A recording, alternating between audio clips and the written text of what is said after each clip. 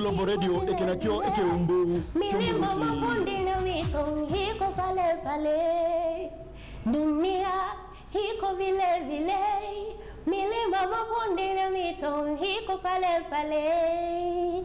Wapenzi watazamaji na wasikilizaji wa Abagusii Global Radio, kwa majina naitwa Minnie K. Kauri, na waomba mnisaidie kwa kusubscribe to my channel Minnie K. Kauri. Hiko pale pale, dunia hiko vile vile, milima mabonde na mito hiko pale pale.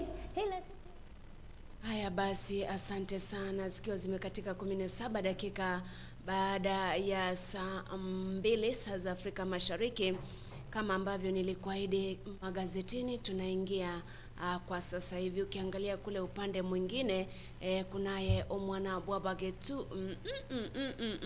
Kwani kuna nini? Atuambie ni yapi ambayo wametuandalia katika magazeti magazeti la Standard asubuhi ya leo. Right, shukran sana Masi kwa kunipa muda huu. Nikiangazia gazeti hapa, gazeti la The Standard, kuna mengi ambayo yameangaziwa. Nikiangazia ukurasa wa kwanza hapa, ukurasa wa kwanza tunaangazia zile mbinu ambazo naibu wa rais anazitumia ili kuhakikisha kwamba Raila pamoja na Uhuru wametembea kwa parapara finyu. Huku wa 12 tunaangazia Magoha vile vile. Amesema kwamba hawezi zipoteza zile shule za bweni ama boarding schools kwa pamoja, zitaendelea kuisha tu pole pole, mbali na ile proposal ambayo iliweza kuandikwa kwamba ziweze kutupiliwa mbali. Vile vile tuna ukurasa wa 5, chama cha Jubilee ambacho kinaongozwa naye rais wa nchi ya Kenya Uhuru Muigai Kenyatta. Sasa hivi amesema kwamba hawajaridhika bado na yale matokeo ya uchaguzi mdogo pale Kiambaa. Kwa hivyo huenda wataenda pale kotini ili waweze kuangalia challenge ile win ya UDA. Ni hayo tu kwenye ukurasa huu wa kwanza. Ukurasa wa 3 vile vile kuna DJ mwanadada hapa ambaye anaitwa DJ Kez. Juu umemwona, umemsikia sana. Yeye ameweza kukita mizizi katika kumix zile nyimbo za SDA. Kwa hivyo historia yake kidogo imeangaziwa kwenye ukurasa huu wa 3, tunaenda kuiangazia kwa kina. Vile vile tunajua leo hii ndo siku ya Waislamu kusherekea siku kuu ya pili. Unajua kuna siku ya kwanza ambayo ni ile jina sumbuanga sana, Idul Fitr. Naam, na leo vile vile kuna ya leo inaitwa Idul Adha. Hiyo nimesema hiyo. Ni hayo tu kwenye ukurasa wa kwanza gazeti la The Standard. Lamba tukiangalia ukurasa wa kwanza gazeti la Taifa Leo, anasema kwamba kwenye ukurasa wa pili tutasoma kuhusu Jubilee ambavyo imeweka mikakati ya kupinga yale matokeo ambayo baada ya uchaguzi mdogo kule Kiambaa. Ukurasa wa 4 ni walimu wakuu wa shule wameambiwa kwamba wasiongeze karo, wasijaribu hata kidogo. Utapata hayo kwenye ukurasa wa 4, na vile vile ukurasa huo tutapata habari kuhusiana na vigogo wa siasa ambao wanaelekea kule pwani kujitafutia kura mbele ya uchaguzi mkuu ambao unafanyika mwaka ujao. Vile vile kwenye ukurasa pale wa pili ODM ni kama inaanza kumshurutisha Uhuru amtimue Bwana Ruto kutoka kwenye chama cha Jubilee. Ni hayo tu kwenye ukurasa wa kwanza. Kwa hivyo tutaelekea The Standard tuone ni yepi ambayo yameangaziwa pale. Bila shaka niangazie ukurasa wa pili hapa, na hapo ukurasa wa pili pengine ni historia kama kawaida. Na leo tutaenda kuangazia kulikuwa na jela moja ilikuwa ni maeneo ya Hola pale Tana River. Hapa ndo ilikuwa ni mwaka wa 1959 ambapo kulikuwa na wafungwa 11 ambao waliweza kufa kwenye hilo jela. Kumbuka hapo bado Kenya haijapata ule uhuru. Ilikuwa kwamba kulikuwa mengi yaliyotokea. Kuna wale walisema kwamba ilikuwa ni contamination ya maji, walikunywa maji ambayo hayakuwa safi iliyopelekea kwamba wamekufa. Kuna wale vile vile, lakini kutokana na ripoti ya wakoloni walikuwa wamesema kwamba wale wakoloni walikuwa wamesema kwamba kidogo wale watu 11 ambao waliweza kuaga ni kutokana na kuvuja damu, kutokana na zile injuries za mapigano nini. Lakini tunajua kwamba wanasema kwamba ili kupata uhuru lazima kukuwe na mwagikaji wa damu. Kwa hivyo wanaangazia kwamba hawa 11 walioaga ilikuwa ni njia moja, ilikuwa katika ule ujia wa kuelekea kwenye uhuru. Kwa hivyo baadaye ndio tulipata kwamba Kenya imeweza kupata uhuru. Ukurasa wa 3 hapa. Ukurasa wa 3 tunaenda kuangazia kisa kimoja cha dada mmoja ambaye anajiita DJ Kez. Sijamsikia. Ametamba sana kwenye mitandao ya kijamii pale Facebook, DJ Kez. Yeye ni DJ lakini kiambo kidogo hatujaona kwamba hatujapata ule mwenye ana mix ngoma za ama nyimbo za ki-SDA kabisa, hiyo tu unaona. Hivyo yeye ameibuka na kupata niche yake hapa kidogo. Jina lake kamili anaitwa Kezia Jerono. Kezia Jerono anasema kwamba kidogo maisha yalikuwa magumu. Ameelezea historia yake ikanigusa kidogo, manake wengi ikiwa ni wengi wangesha lose hope kidogo. Aliweza kupata mtoto akiwa na miaka 17. Alipopata mtoto ajua kawaida, ngawaje alikuwa amelelewa kwenye familia ya Kikristo, kuna ule kutengwa kutoka kanisa la kwako, rafikizo, wazazi kidogo. Mzazi anaona mtoto wangu umenilet down, umeniaibisha. Kwa hivyo lakini akaweza kujirudi kidogo, akaenda campus, lakini sasa maisha ikawa magumu. Alipomaliza university kutafuta kazi ikawa ngumu. Akasikia wenzake wakisema mbona ku DJ. Akaona kidogo acha ingie katika shule ya DJing. Sasa ilikuwa ngumu. Mara ya kwanza ilikuwa na DJ na mix ngoma za hizi secular songs, lakini ikamuia vigumu, manake wakati mwingine anaitwa clubs, night clubs, mara nyingine anapigwa nje, anaambiwa toka hapa, ni usiku katika niseme usiku wa manane pale, anaambiwa toka, hujalipwa, hauna hela, unashindwa, unaona ilikuwa ni vigumu. Kwa hivyo akaamua tu acha rejee kwenye gospel SDA songs only. Mara kwanza alikuwa anaona kwamba kidogo anaweza poteza wale wafuasi, lakini baadaye anasema kwamba mambo yalimwendea vyema zaidi na akapata ongezeko la wafuasi wengi zaidi. Kwa hivyo ni kisa cha female DJ ambaye ni Kezia Jerono, na ni kisa ambacho kinasisimua zaidi na kutia moyo. Naam, wenye ukurasa huo ni watatu. Na tuangalie ukurasa wa pili na watatu kwenye gazeti la Taifa Leo. By the way, hapa ni siasa tu kwenye ukurasa wa pili, kwa sababu hapa naona kwamba kuna wafuasi wa ODM ambao wanamtaka kinara wa Jubilee Uhuru Kenyatta amfukuze Ruto kutoka kwenye hicho chama. Wanasema kwamba hii na baada ya Ruto kupigia debe mwaniaji wa UDA, inaonekana kwamba hana nafasi tena katika kile chama cha Jubilee. Kwa hivyo wanamsurutisha pale aweze kumngatua, by the way, amfukuze, ndilo jina ambalo ametumika pale. Amfukuze Ruto kutoka kwenye chama cha Jubilee. Vile vile kwenye siasa bado Jubilee sasa imekosoa IEBC baada ya ule uchaguzi wa pale Kiambaa. Inasemekana kwamba Jubilee ilikuwa imeagiza IEBC kuhesabu kura upya katika vituo vitatu, lakini IEBC haikuchukua yale maneno na kuhesabu vizuri. Kwa hivyo inaikosoa kwa sababu walipoteza uchaguzi. Sijui kama kweli hizi ni kile kilio cha mbwa. unaona wameanza kukosoa Jubilee kwa kupoteza kiti pale, lakini yote 9-10 ni siasa. Ukipata gazeti la Taifa Leo unaweza ukasoma kwenye ukurasa wa pili. By the way, kuna kile kisa ambacho kilitendeka pale Jumamosi, ile lori ambalo lianguka likawaua watu 13. Kwa sasa watu wamefika 15 ambao wamekufa baada ya wengine wawili zaidi kuaga. Jana na leo usiku wa kuamkia leo wawili zaidi wameaga kufikisha idadi ya walioaga kwa 15. Nimeona hapo kuna hicho kisa kimeangaziwa hapa. Kuna mzee mmoja ambaye bibi yake pamoja na mjukuu waliweza kuangamia pale tu, na anaeleza kisa hicho kwa machungu zaidi, manake aliweza kuambia bibi hakuna haja usiende pale, lakini bibi akamwambia kama wengine wanachukua mafuta nasi acha tuchukue shia yetu. Niliona pia kulikuwa na kule Siaya jamaa mmoja walipoteza watu wawili, mama na mpo wake.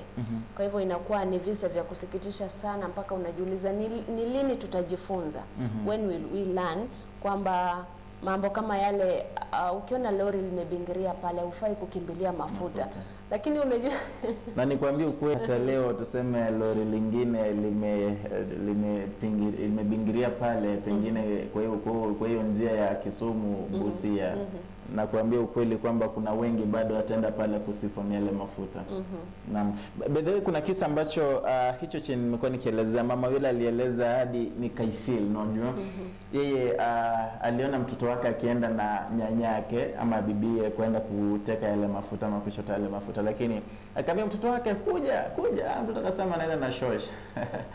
Sasa ndio hiyo wakati ilipuka akamwona tu mtoto wake venye anaungua akijaribu kutoroka akipiga ukemi hadi ikafed, ile sauti ikafed, akaweza kuiaga. Unaangalia mtoto wake akifa tu akiteketea. Alafu najiuliza sasa kwa wale ambao wapendo wao waliteketea kabisa, ni majivu, watawatambua vipi, watazika vipi? Inakuwa ni shida tupu. Na vile vile walisema watatumia mbinu ya DNA kudetermine wanisemaje relatives. Manake waliungua beyond recognition, liwezi ungudua huyu alikuwa masi, alikuwa ni mfupi, mifupa ilibaki. Na tukiingilia kwenye ukurasa wa 3 pale kutoka kwenye tunaona pia ni siasa tu bado, lakini Raila ambaye ni kinara wa chama cha ODM ameshtumu sana vile visa vya mauaji ambayo yamekuwa yakitendwa na wale serial killers.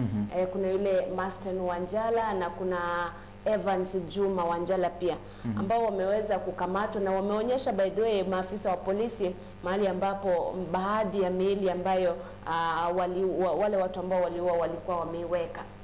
Hapo kinara wa ODM Raila Odinga amekosoa polisi sana kwa kusema kwamba wao ndio wanapeleka uchunguzi polepole, inapelekea watu wengi wanaendelea kuuawa, akisema kwamba koti pia inafaa kuendesha zile kesi kwa haraka, zinakamilika kama mtu anafungwa.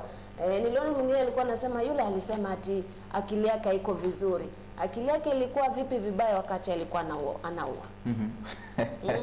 Ilikuwa vipi vibaya? Ati kwanza apelekwe psychology? Hapana, apelekwe seli, huko ndiye atajifunza psychology. Pengine najua yaweza kuwa ni mapepo, manake yale mauaji uwezi wa mtu ambaye hajakukosea.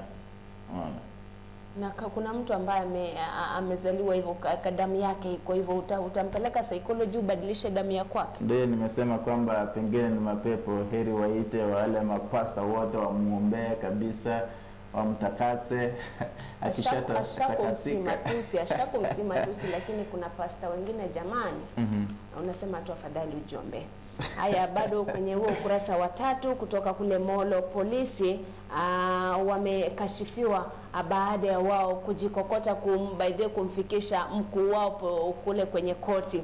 Nasema kwamba kamanda wa kituo cha polisi kule Molo alikamatwa kuhusiana na mambo ya ufisadi, lakini kufikia sasa hajafikishwa kwenye koti ili ahukumiwe ama kesi yanze dhidi yake. Ndio maana wanasema kwamba baadhi ya maafisa wa polisi wanafaa kuwajibika wakati kesi inashika mmoja wao, wasianze kudrag ule uchunguzi. Wafanye kama vile wanafanya wale watu wengine. Mara moja afikishwe kotini, kama ni kushtakiwa ashtakiwe, kama ni kuhukumiwa ahukumiwe. Hayo ndio tu yameangaziwa kwenye ukurasa wa 3. Kuna mengi zaidi pale, ukinunua gazeti la kwako utayasoma.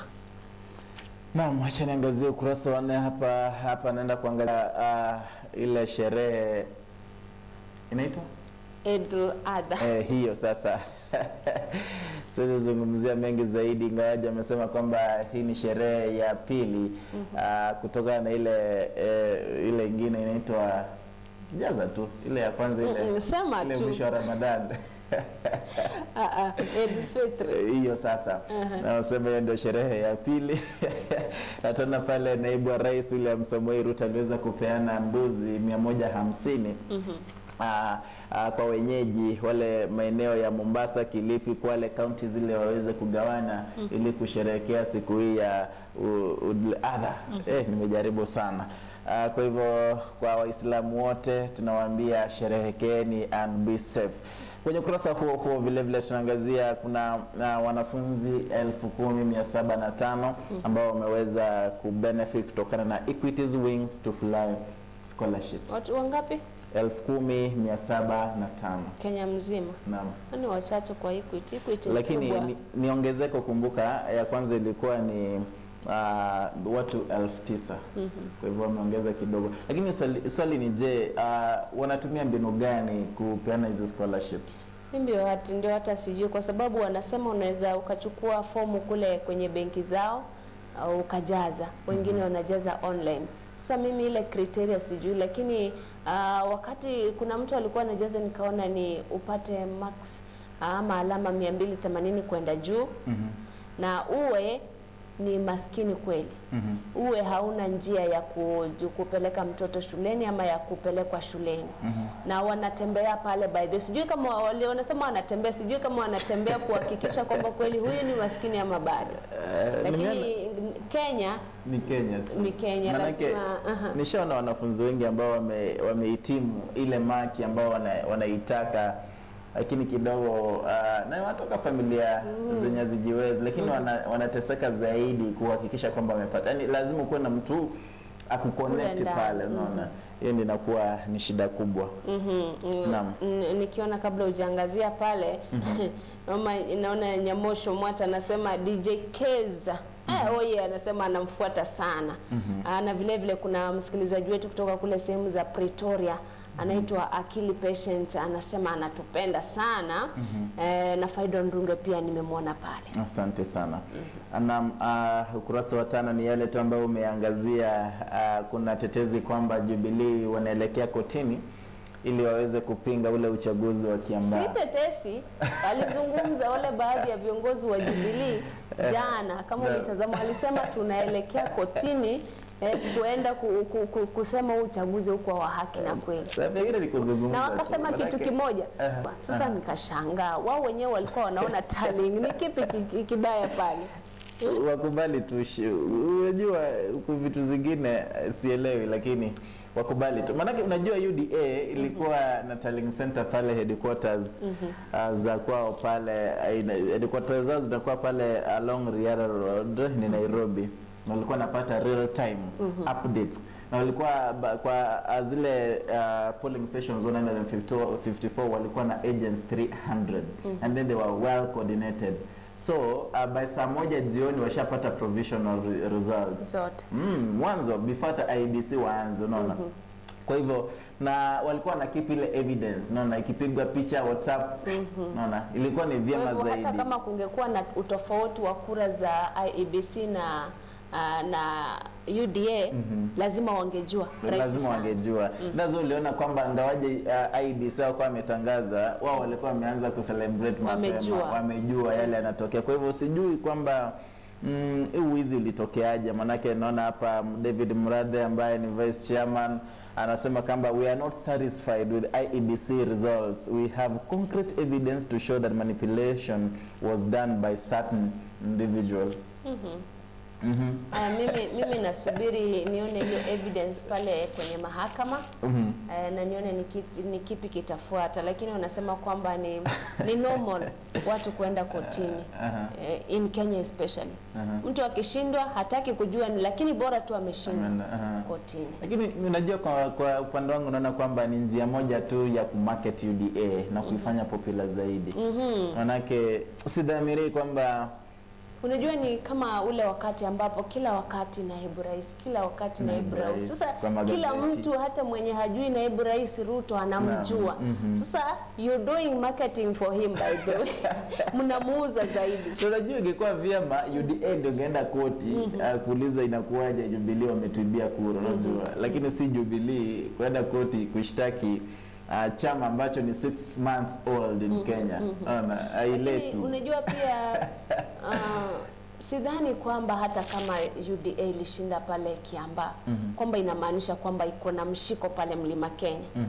Tunaelewa Mlima Kenya vile wanafanya mambo. Kama ni kura kugawanya ni kugawanya tu, wamegawanya. Lakini si kwamba UDA iko na mshiko pale. Lakini ujue ikiwa UDA iliweza kuizidi Jubilee kwa hivyo kwa kiwango kidogo, unajua si kuwa na mshiko ni kuwa na kile kibali katika eneo la Mount Kenya, unaona. Kwa hivyo inaonyesha kwamba chama cha Jubilee kimefifia, na vile vile on the same hand ingekuwa ni ODM ndio haingeona zile kura, unaona. Kwa hivyo tuna expect kwamba Mount Kenya Jubilee iwe kiongoza.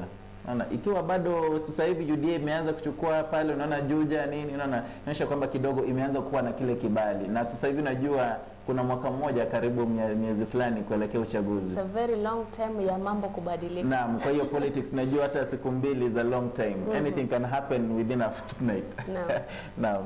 Haya basi, natumai umemaliza kwenye ukurasa wa 5 hapo. Ukurasa wa 4 na 5 actually wa 4 ni habari za county. Moja kwa moja tunaelekea kule Elgeyo Marakwet, kule nyumbani kwa afisa aliyeaga Caroline Kangogo. Babake ni kama anasimulia yale ambayo yalitukia. Mimi sijui evidence ameipata wapi, lakini anasema mwanawe alifikishwa kule kwao saa 4 usiku na akaachwa karibu kilomita 50 kutoka kwa nyumba yao. Na aliyemleta hakujua kwamba alikuwa mwanae nani anaitwa Barnabas Kibora ambaye ni babake.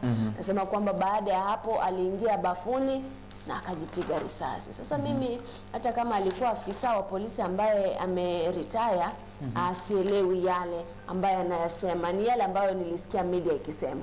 Kidogo kwa upande wangu mimi natilia shauku sana huyo mzee, manake unajua hata hiyo postmortem anasema yeye hata shughuliki nayo sana, sasa hivi anaangazia ili aweze kumzika siku ya Jumamosi. Na vile vile kuna huyu mwenye alimleta usiku hakumwona, lakini anasema ni kijana anayemjua, hata alizungumza naye akamwambia yeye alimleta tu. Sasa kuna ile shaka ambayo inatiliwa haya maneno, lakini natumai kwamba uchunguzi utafanywa, lakini kwa vile ambavyo mambo yanaendeshwa sijui kama huo uchunguzi unajua kwa kawaida uchunguzi ufanywa. Hata sasa hivi mimi nikuue sasa hivi nitupe mwili wako pale ni hata kidogo. Tema hayo mate. Tuseme tu nimeingia na ile pepe ya kuua kama ule kijana mwenye aliuawa na watoto sijini wangapi wale. Bado serikali itafanya uchunguzi. Hata kama atapata kuna damu hapa kwenye afisi zetu hivyo hivyo, watasema bado uchunguzi utafanywa. Na utazidi kufanya. Hata kama evidence yani iko direct. Naam, uchunguzi utafanywa. Ndio sijui tutilie shaka vyombo vya uchunguzi ama tutilie shaka koti. Sasa sijui. Mambo ya vyombo hivyo na koti pia tuache tu vitachunguzwa. Uchunguzi. Kenya ni taifa la uchunguzi.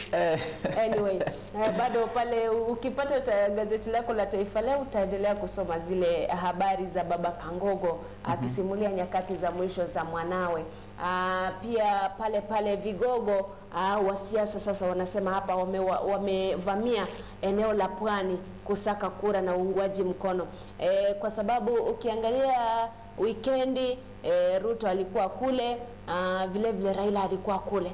Raila yake makuu alikuwa anaongea juu ya BBI.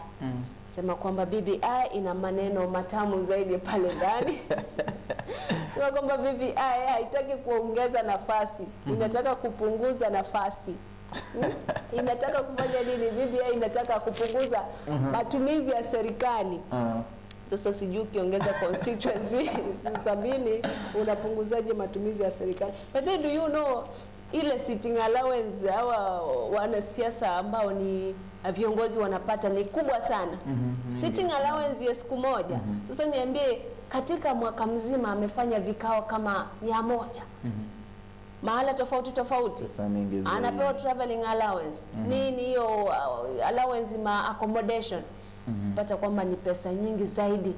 Zote zikikuwa plowed back kwa economy zinaweza saidia. Lakini siasa ni nini? Siasa ni, naona kwa upande wangu ni ile nije nikuconvince wewe si masi. Kama wewe nakwambia wewe si masi, unastahili kuitwa jina fulani na wewe ukubali. That you'll not be convincing me, you'll be confusing.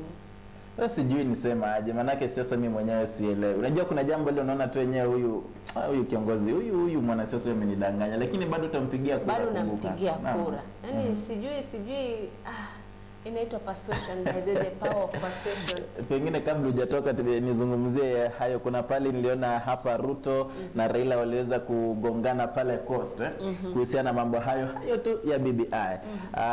Tunaona hapa Raila alikuwa pale Hola in Tana River County ambapo aliweza kuzungumzia kuhusu Ruto, akaambia watu kwamba Ruto anawapotosha. Ruto ile mfumo wake ama ile siasa zake ni za kupotosha. Na vile vile kuambia watu kwamba BBI ndio sasa mambo yote. Na nauliza kwamba inakuwaje William Ruto sasa hivi anapinga BBI na vile vile wakati gani ule? Nini inaitwa nini, ilikuwa ilifanya marekebisho mwaka gani? 2010. Katiba 2010. Kwa hivyo anaonyesha kwamba kidogo ni kama kuna kutofautiana, kwamba DP Ruto is not authentic, kwamba kuna jambo lile analolitaka. Huku Ruto pia akisema kwamba huku badilisha katiba nini watu wanataka kujijengea viti na they have their own selfish interest. Hivyo ndio alikuwa pale Mombasa, na sijui mbona kila mtu anakimbilia pale Mombasa.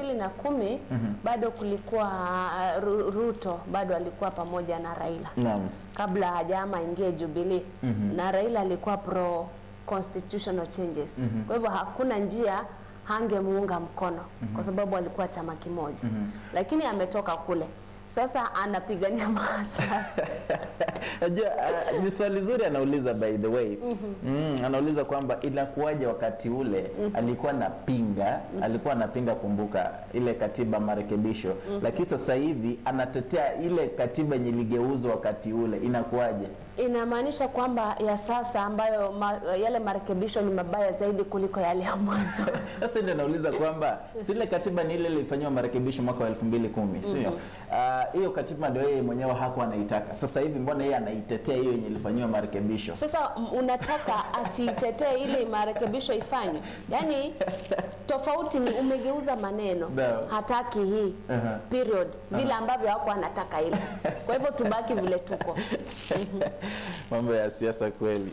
Namwona Dorini Kwamboka anatazama pale, asante sana. Nikiruka moja kwa moja ukurasa wa 5 hamna la kutufaidi pale, ni Daily Nation ama Nation Media Group wanaotakia Waislamu wote Eid al-Adha. Wengine acha niangazie ukurasa wa 8 hapa. Tunaona kuna ile tume ya EACC ambayo sasa hivi inadhamiria kabisa ku recover shilingi milioni 80 ambazo zinaonyesha zilizoporwa. Anasema kwamba kulikuwa na ubadhirifu pale kwenye Kenya School of Law. Hayo ni katika ukurasa wa 8. Vile vile Mturi ambaye ni Justin Mturi ambaye sasa hivi anaonyesha ile hamu ya kuwania kiti cha urais, ameweza kusema kwamba wanawake, ingawaje unasema kuna hiyo 2/3 gender rule haiwezi tendeka ikiwa nyinyi kama wanawake kama wanawake muweze kuomba kura, si muongoje tu kura zikipigwa ndio mnapatiwa zile vile vitu viteule. Unajua wanaenda kupigania pale nomination, alafu unapata wanaume wanachaguliwa. Sasa unapata yule ambaye amebaki anangojea akuje kuwa nominated. Sasa ndo nasema kwamba shida, wanawake wengi wanaogopa kujitupa kwenye ulingo wa siasa, na vile vile wanaogopa kwamba hawezi enda kwenye kampeni pamoja na wanaume. Waweze kujitoa, waje kujitokeza ili waweze kupigania hizi viti wakichaguliwa, ili tuweze kukua na ile nambari ambayo inahitajika ya wabunge wanawake katika mabunge mbalimbali ya seneti pamoja na kuna wale ambao wametuonyesha kwamba yanawezekana. Kuna Waiguru ni gavana. Ni huyo mmoja na si mmoja, kuna magavana wanawake 3. Naam, najua huyo. Kuna Charity Ngilu na kuna huyu ambaye alikuwa huyu wa Laboso ni Bomet ama ni Bomet. Au 3. Sasa hapo ni kielelezo kwamba wanawake pia wanaweza kuingia katika. Tuna kaunti 47. 47 mwa 3 ama ondoa 3 44. Unaona bado hata ni mingi. Kwa hivyo wajitoe zaidi. At least ingekuwa na magavana karibu 20 hivi tu. Sasa saa hizi Aisha Jumwa akiweza simama ugavana. Chana na Aisha Jumwa. Chana na Aisha Jumwa. Kurasa wa 9 hapa ni kisa cha yale aliyotokea katika barabara ya Kisumu Busia wakati gari lilokuwa linabeba mafuta liweza kubingiria. Ni kisa ambacho nimeshakizungumzia cha Samuel Alo ambaye alimpoteza bibie pamoja na mjukuu. Naam. Kwenye ukurasa wa 6 na 7 kuna habari za kaunti pamoja na habari za Afrika na dunia. Nitaangazia tu chache. Kwa sasa by the way, kulingana na waziri wa elimu Profesa George Magoha aliweza kusema hapo jana akiwa kule Mombasa kwamba walimu wasiongeze karo. Unajua by the way inakuanga ni rahisi sana walimu kuongeza karo. Ambiwa tunataka shilingi 1000 sijui za nini. Kwanza yale maneno ya rim papers. Unapata kwamba kila term mwanafunzi anafaa kwenda na rim papers. Kama hana rim paper anatoa shilingi 500. Sasa sijui kama unajua zile rim papers ni za huyu mwanafunzi. In one term huwa ametumia zile rim papers akamaliza. Lakini sitaki kuzia haya. Nauliza tunazungumza na haya ni maoni ya kwetu by the way. Kuna mengi ambayo hufanyika pale, mengi zaidi. Na kwa kiwango kikubwa tunapata kwamba pengine hakuna hatua ambayo inachukuliwa. Alafu unajua kuna hizi tume, kuna tume ya NAT, kuna tume ya KUPPET, kwa kawaida huwa zina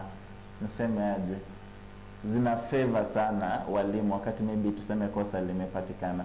Manake hadi jana kwenye mtandao niliona kuna shule moja, sizitaja manake sina uhakika. Mzazi mmoja aliweza kupiga picha akasema hapa sasa hivi tuko kwenye line tunaongojea kuadmitiwa, na vile vile tunatoa 1000, alafu tukiingia hapa kwa gate tunatoa 1000, ukiingia huko ndani lazima utoe 6000. Unaona sasa za kazi gani? Maneno kama yale. Ni wanatafuta tu njia ambazo ni za kupata cash money, kupata hela. Alafu ujue kuna zile tuseme ni halls ambazo zilikuwa zinaleta do ndani ya shule, kama mambo na remedial zikaondelewa, kulikuwa na vitu mingi. Lakini hadi sasa kuna baadhi ya shule bado chini ya maji. Sema tuleta shilingi 500 kila wiki za remedial. Anyway, Wizara ya Afya imesema tafadhali walimu wakuu msiongeze karo. Kwa sababu by the way kwa sasa washatuma pesa za mwaka uliopita, na hizo pesa ni za kusimamia maneno ya kishuka pale lunch. Na vile vile hivi kabla shule hazijafunguliwa wiki ijayo watatuma pesa za muhula ama mwaka wa kifedha wa 2021 katika shule. Kwa hivyo ni yale mambo ambayo yanaendelea kuwekwa, mikakati ambayo inaendelea kuwekwa katika Wizara ya Elimu kuhakikisha kwamba wanafunzi wanarudi shuleni. Kwenye kaunti ya Mandera naona kwamba viongozi wanawake wanaungana sana. Wanasema wanataka kukomesha ukeketaji kufikia mwaka ujao. Sijui kama wataweza, kwa sababu kuna baadhi ya wale watu ambao wako strongly rooted kwa tamaduni zao. Hata kama itakuwa haonyeshi ataficha kule ndani. Haya, nikiangalia 15 familia kutoka kule kaunti ya Mombasa zililala nje by the way jana baada ya makazi yao kubomolewa. Imagine umelala uko kwa plot kwa mfano. Unasikia tu lori pale limekuja limebomoa mnalala nje, uko na watoto, uko na nini. Sasa sijui wakati mwingine haya mambo yanafanyika vipi, na hasa haya yanatendeka wakati kuna mizozo ya ardhi. Napata kuna mtu anasema ili eneo ama ili shamba lilikuwa langu, lakini wewe kama hutaki kutoka pale na amekuletea court order nini, anachukua sheria mikononi mwake na kuja kubomoa. Ukurasa wa 7 ni taarifa za Afrika na dunia. By the way, kule Zimbabwe naona kwamba kuna watu walikuwa wanasema eti serikali inataka kukataza wanawake wasivae miniskirt. Ni ukweli, wakiwakataza ni vizuri. Sio mimi nimesema. Serikali imekana hayo madai, inasema kwamba hii haijapitisha sheria kama hiyo na haina nia ya kupitisha sheria kama hiyo kule Zimbabwe ya kuwazuia wanawake kuvaa miniskirt. Unafikiria ni jambo zuri wakizuiwa ama vipi? Utoa maoni yako kwanza, manake mimi ni mwanamke, kwa hivyo siwezi nikatoa maoni ya kwangu. Kila mtu avae vile anataka, ukiona utembee ukiwa uchi ni sawa. Lakini nikuulize swali, iwapo hakungekuwa na nguo kwa sasa, tunavaa zile hides and skins, zile ngozi za wanyama, ingekuwa vipi? Singekuwa normal? Ingekuwa normal, lakini unajua crimes zimeongezeka kuliko ile miaka ya kitambo. Alafu ile miaka kipi ambacho kinaongeza hizo crimes? Sina naeleza. Acha nikueleze vizuri. Ile miaka ya kitambo kulikuwa na zile tamaduni ambazo pengine ukirape msichana unakuwa curse and then your life inaisha, unaona. So watu walikuwa na hofia zaidi kutekeleza kile kitendo. At the same time mwanamke ambaye alikuwa hakuwa bikira, kuoleka ilikuwa ni shida, unaona. Lakini siku hizi unaona kitu inafanya. Kwa hivyo hiyo itaongeza zaidi yale zile crimes, rape cases, itakuwa kazi rahisi. Unajua siku hizi ukivaa trouser wakati mwanaume atakushika atoe ile trouser airarue, itakuwa ni ngumu zaidi, unaona. Kwa hivyo itarahisisha kazi, alafu pengine zile ama vile visa vya ubakaji, visa vile vyote vitaongezeka. Yote 9-10 ni serikali ya Zimbabwe. Tukipita moja kwa moja hadi eneo la Ethiopia, Addis Ababa pale, unasema kwamba yale mapigano ambayo yamekuwa yakiendelea pale Tigray ni kama sasa yamesambaa kwenye vijiji na miji jirani katika majimbo ya kule Addis Ababa, Ethiopia. Rwanda inasemekana kwamba imekuwa kati ya nchi ambazo zinaiba data ya simu. Anasema kwamba by the way inaitwa wanatumia virusi. Wamewatafuta wafanyakazi wa shirika fulani la group kutoka kule Israel ambalo linafanya spying, na wanatumia virusi vya Pegasus kufanya kuangalia watu. Unaweza kuwa uko pale kwako na uko na simu unafanya vitu zako, kumbe wao umeweka ile umeinstall ile virus ama umeinstall peke yao, alafu wanakuangalia kile kitu unafanya. Kwa hivyo wanaiba data ya WhatsApp, wanaiba data ya messages, wanaiba data za mitandao ya kijamii. Kwa hivyo unapata kwamba hauna siri, unafikiria uko na siri kumbe hakuna. Kwa hivyo ndio wanasema kwamba Rwanda imetajwa kati ya zile nchi pamoja na Morocco na Togo ambazo zinaiba data ya simu za wateja. Lakini wanasema kwamba wanaangalia hasa wale watu ambao ni kama wanakaa wahalifu, wale ambao wanakaa terrorists, ndio wanawachunguza zaidi by spying on them. Na vile vile kwenye ukurasa huo kutoka kule nchini Ujerumani, unajua kumekuwa na flooding kule, mafuriko, na wanasema kwamba zaidi ya watu 100 wameuawa na wengine 700 kuachwa na majeraha baada ya yale mafuriko kule. Na serikali ya Angela Merkel ambaye ni msimamizi kule ama ni chancellor kule Ujerumani, wanasema kwamba imekashifiwa kwa sababu hawajafanya chochote kusaidia wale watu. Ni hayo tu kwenye ukurasa wa 7, wanasijui nipitie wa 8 na wa 9 kwa haraka hivi. Kwenye ukurasa wa 8 ni tahariri, ni maneno ya mhariri ambaye ameandika pale. Anasema walimu wakuu wanafaa kumtii Magoha kuhusiana na lile agizo ambalo alitoa la kutoongeza karo. Ukipata gazeti la kwako utaangalia vile vile wanasema kwamba Ruto si upepo wa kupita. Kwa nini? Nasema kama kwamba watu wanaona kwamba hayuko, si upepo wa kupita.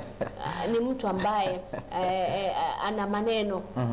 Anaweza kuwa ni akona uungwaji mkono mkubwa sana katika uchaguzi ujao. Ukipata gazeti hilo la Taifa Leo kurasa wa 8 utasoma taarifa hizo mbili pamoja na dhulma za ngono ambalo ni tishio kwa wanaspoti. Taarifa hiyo iko pale. Sasa dondo ukurasa wa 9. Baadaye kuna dondo nyingi pale, lakini kuna moja hapa imenibamba sana.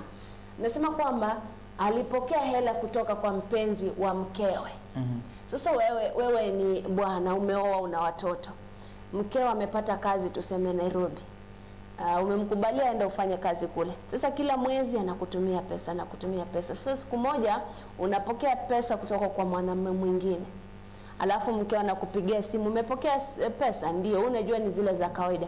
Alafu baadaye yule mwanaume anakupigia simu ama anakutumia ujumbe anakuambia umepokea simu, umepokea pesa.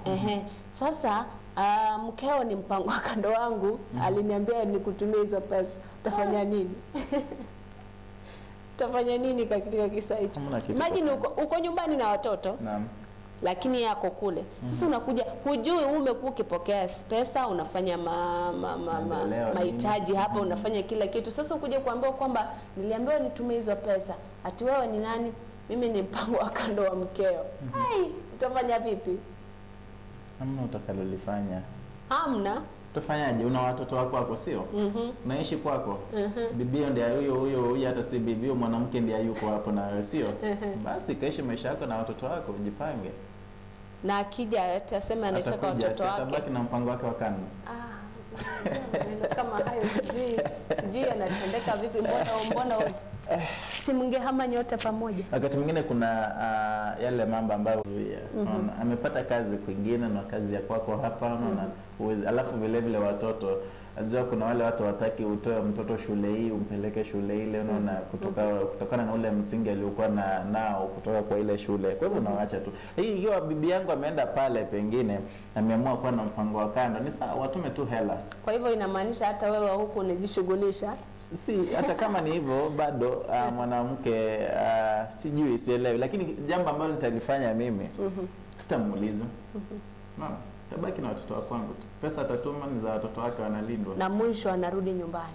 Atarudi aje? Atarudi tu kwa sababu hujamuuliza, hajui kama hajui. Sasa unajua ikifika ule wakati wa kurudi namwambia wewe hakuna kurudi hapa. Si una mpango wako wa kando? Sasa mtaanza kupigania watoto, mtachukua watoto through a lot of stress.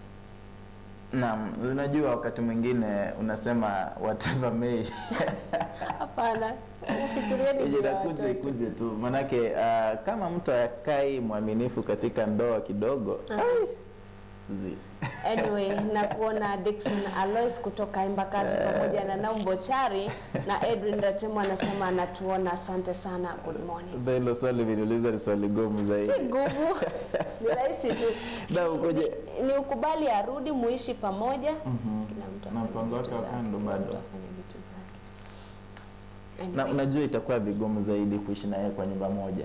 Ikiwa unajua fika kwamba pale nje alikuwa na mwanaume mwingine, unajua. Naam. Lakini pia wanasema wakati mwingine mnafaa kufikia compromise kwa sababu ya watoto. Kama watoto wako involved, mfike kwa compromise. Lakini aje kama sasa hakuna watoto, na mpango wa kando aje sasa. Sasa unajua imagining ametoka kule amekuja nyumbani. Mpango wa kando yuko nyumbani. Nikuulize swali pia. Labda ametumwa kazi kutoka huko akakuja huko. Mpango wa kando hata mfuata. Ni kama vile ambavyo huko kila mtu acheze kiyeye. Kwa hivyo sasa mtarudi hapa mkae kama bibi. Ndio sasa kila mtu acheze kiyeye. Pia mimi nitacheza kivyangu hapa kwa nyumba na yeye acheze pale alipo, sio? Hapana. Maisha iendelee. Mkae kama bibi na bwana. Na ukurasa wa 10 hapa naona kuna familia moja wao aliweza kuaga pale maeneo ya Saudi Arabia.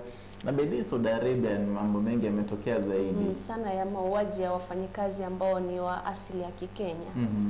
Na vile vile ingawaje kunao yanaendelea, bado kuna wengi ambao wanasajiliwa wanapelekwa pale sijui.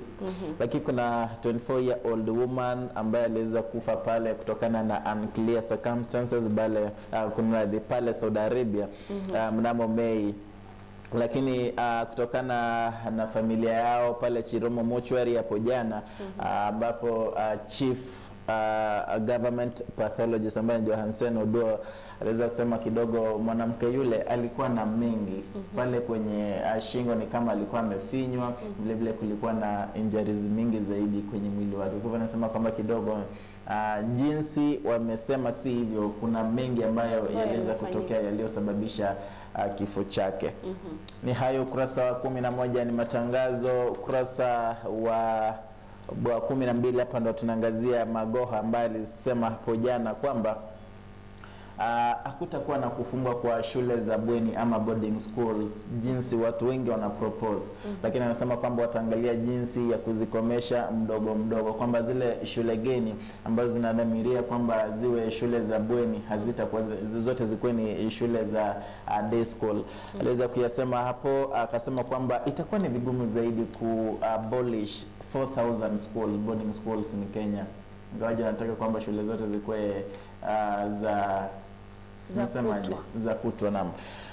Kwa hivyo amesema kwamba itakuwa ni mfumo wa pole kwa pole kuzifunga na kuona njia ambazo zitatumika ili kukomesha kwamba kuna mashule ya bweni hapa nchini Kenya. Lakini nikuulize swali tu kabla hujaendelea. Ni vipi atakomesha shule za boarding? Kwa sababu kuna watu ambao wana pesa ya kuweza kupeleka watoto wao international schools. Hataki mtoto wake asomee nyumbani. Hataki mtoto akae karibu na nyumbani kwa sababu ako busy sana na kazi, hataweza kukaa pale azungumze naye, aongee naye. Kwa hivyo anataka mtoto wake akae boarding, akikuja anamuona na anarudi. Sasa wao watafanya vipi? Sijui itakuwaje. Hii ni swala gumu zaidi, manake vile vile boarding schools husaidia mengi sana. Ingawaje wanasema kwamba watoto wakienda pale uharibika, wanataka kila mzazi awe na mtoto wake amfunze maadili ya jamii pamoja na culture kidogo. Alafu vile vile italeta kwamba mtoto anaenda shule ya kwao. Manake kama ni day school, huwezi peleka mtoto pale Nairobi day school. Huwezi enda kumkodishia nyumba pale akaishi, hiyo bado ni ngumu. Mimi naona kwamba hiyo itakuwa na shida tupo chungu nzima. Hiyo ndio italeta shida nyingi hata kuliko kwa sababu kuna wanafunzi wengi zaidi wanaenda katika shule za kutwa day schools. Lakini bado ni kama wa boarding, wengine wana perform, wengine hawa perform. Sasa mimi nashangaa ni kipi ambacho ni shida kubwa ni gani? Kama wanataka ni kupunguza karo, wapunguza karo, wasiwaweka sheria inasema kila boarding school by then, na hiyo sheria ipo. Kwa sababu shule ya upili hizi za serikali zinafaa kulipisha kiwango cha shilingi 1045 katika shule minimum, maximum yani si kupita hiyo, na sub county schools hayo yote yako. Sasa sijui kwa nini wa abolish shule ambazo ni za mabweni. Hayo tutayajua punde. Lakini vile vile ni kama wanataka kwamba shule zote zitoshane, yani ziwe kiwango kimoja. Unajua kuna shule zingine zinapewa kipaumbele zaidi kuliko ya shule zingine. Yani nataka shule zote ziwe day school zitoshane. Zitakuwa. Sasa unaangalia tuseme kama for example hizi international schools. Ni shule ambazo zina watu kutoka mataifa mengine ya wazungu, wanini, watu kutoka mataifa tu tofauti. Sasa utambiaje mtu ametoka kule kwote akuje kuingia day school? Si angesoma kwao? Sasa okay, unajua kwa upande mwingine kila jambo lina mazuri na kuna mabaya. Mimi sioni uzuri wa hilo. Uzuri wake ni kwamba hakutakuwa, hata kama ni selection ya wanafunzi, hakutakuwa na ile unalipa pesa fulani juu shule iko na jina, unaona? Yani ni flat rate. Ukienda shule hata kama ni hapa Kisii School, mwingine aende daraja 2 hapa, mwingine aende, yani shule ni same. Walimu si kila mtu ameenda university. kufunza ni kule kule tu. Ingawaje ni tajriba ambayo hufuata, sio? Na sana walisema sasa kufunza utakuwa unahitaji diploma, si degree. Lakini by the way, unafikiria unajua okay, kwa maoni ya kwangu peke yangu wakirudisha shule zote zikuwe ni za kutwa. Kuna baadhi ya walimu ambao wanapenda sana kufanya kazi ya ziada wakiwa katika shule za bweni. Sasa hapa alafu pia kipato najua kitakuwa chini. Kwa sababu kwa zile international schools, national schools kuna allowances. Sasa kitarudi chini. Unafikiria walimu watakuwa na lose ile morale ya kufundisha? Mwalimu anafundisha kidogo anasema anyway ni shule kama shule fulani, anatoka anaenda biashara yake. Ni maneno tu ambayo nafikiria ahead of whatever. Ndio maana nikasema kwamba wakati jambo hufanyika kuna yale mazuri hutokea na vile vile kuna mabaya. Sasa hili mimi naona kuna mabaya mengi. Tungoje tamalizaje ukurasa wa 13 hapa matangazo tu. Right, pengine niangazie ukurasa wa mwisho hapa 19 ambapo hapa ni maoni. Nasema kuna watu ambao huuza coffins karibu na hospitali mbalimbali. Anauliza, should the sale of coffins be banned near hospitals? Mwingine alikuwa anasema by the way zinaweza fanya mtu aone na mnajua ushaona hayo mengi. Haiwezi mimi nafikiria tu kila mtu anajitafutia kipato cha kwake jinsi ambavyo anaweza, na kama pale itakuwa rahisi kupata kipato sawa. Kwa sababu hamna shida. Huwezi niambie unajua utoke Kisii uende mahali fulani tena unabeba na transport. So afadhali pale karibu. Hivyo nasema ni sawa tu. Haina shida. Unajua ubani ule tuseme kuna mtu wa kwenu mwandani wa kwako ambaye ameugua zaidi. Sasa pindi upitapo kwenye mlango ukiingia kwenye hospitali unaona zile coffin. Zinatamausha mtu unaona. Yaani na kuna wengine ambao tuseme hii ni gate ya hospitali, coffin ziko hapa karibu. Haileti. Si haileti. Unajua wanasema kwamba unapatana nazo kila mahali by the way. Unaweza kuwa you just okay kila kitu iko sawa, unapita unaziona. It's a normal thing. Unaona hamna tatizo. Hamna tatizo. Haya, sijui maoni ya mtazamaji ni gani? Kwangu naona kidogo ni ngumu. Ni ngumu. Naam. Anyway, naona hapa Steve Koidunku anasema Magoha kuna mambo ya kwake, wachanini na yeye. Na muona Koda Kubuni pia na Masira Dege anasema wanatazama Jumanne ya leo. Asante. Kabla hujakamilisha, wacha niangazie ukurasa wa 10 hapa ni barua kwa mhariri ambazo naona kuna mwingine anasema bayo yanaendelea katika chama cha LCK kati ya Wambua yule CEO pamoja na Nelson Havi ni kitu ambacho kitapelekea chama cha LCK kushusha ama kushuka thamani. Anasema kwamba ni kama hadhi ya LSK inaanza kushuka kwa sababu ya yale malumbano ambayo yanaendelea pale. Kumbuka last week by the way Nelson Havi aliweza kukamatwa kwa tuhuma za kumzaba kofi, kumpiga na kumuumiza Masi Wambua. Taarifa ambayo mpaka sasa sijui inaelekea vipi. Ukweli kwamba alimpiga, manake ndio anasema kwamba alimfinyilia kidole funga laptop. Hayo anasema alimpiga, akamvunja mkono, akaenda hospitali Aga Khan. Akaenda kuhudumiwa. Haya, na huyo anasema alifunga laptop kidole ikavunja. Sasa uchunguzi unaendelea.